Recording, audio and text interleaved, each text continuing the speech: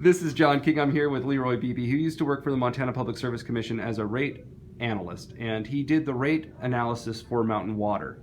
And the question a lot of people have is, will our rates go up if the city of Missoula takes ownership of Mountain Water?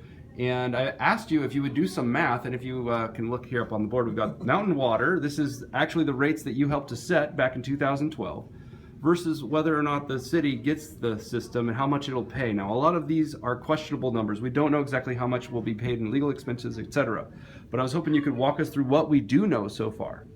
Okay, I'm old, and so I'm pulling a lot of these numbers from memory. But basically, what we have is what's called the rate base of Mountain Water. And regardless of who owns this, whether it's Carlisle, Liberty Water, or Sam Wheeler, the rate base is what the rates are actually calculated on. I ballparked the rate of return at about 7.5%. The interest expense is around 5%, and I ballparked the return on equity at 10%. Both of those numbers are a little bit off of what they are in reality, but they're fairly close. So I ended up with a rate of return returning about $3 million on the system. So I took and peeled out as best as I could when I did my analysis for this, peeled off the best as I could what it was going to actually, the expenses for Mountain Water, what would remain, and which ones would disappear, if you will. So there's a certain amount of them would disappear, there's a certain amount of them that wouldn't. And so I ended up with an operating expense estimate around $14.8 million. If I add the interest expense, which I derived, and the return on equity, it says that basically it's a $17.8 million is what you're going to need for what's called the revenue requirement. Mm-hmm. The $2 million has to be grossed up for taxes, but that's beside the point. So you take that and you divide it out, you end up with about $61.80 a month, ballparkish.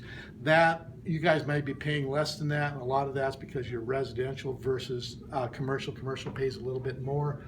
Those numbers are really, really fuzzy, but basically what I'm doing this for illustrative purposes, and that's kind of a concept. Okay, now let's look over here. Okay, if we can, at what the city of Missoula would make. Okay, if you look at the city of Missoula, as near as I can figure, the cost for the city of Missoula is going to be around $100 million, give or take some. So that includes what, $88 million for purchasing? $88 million for purchase, probably a certain amount of legal fees, commissions for establishing to borrowing the money, all of that type of stuff, and end up with the net proceeds, if you will.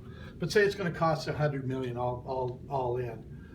The debt service on that is going to be about debt service and including interest and expenses around $6 million a year. Okay. If you take the same operating expenses and say, okay, the city can run this as efficiently as Mountain Water, this is assuming that they have the computer systems are adequate and everybody stays the same. So say they can run it the same amount. The operating expenses you have to reduce by $1 million for the property taxes that the city will not be paying.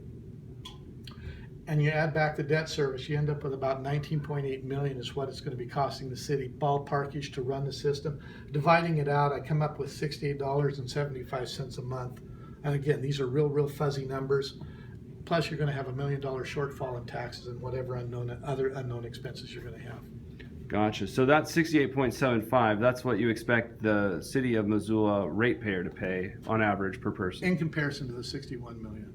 So in your analysis, the rates will have to go up. They have to.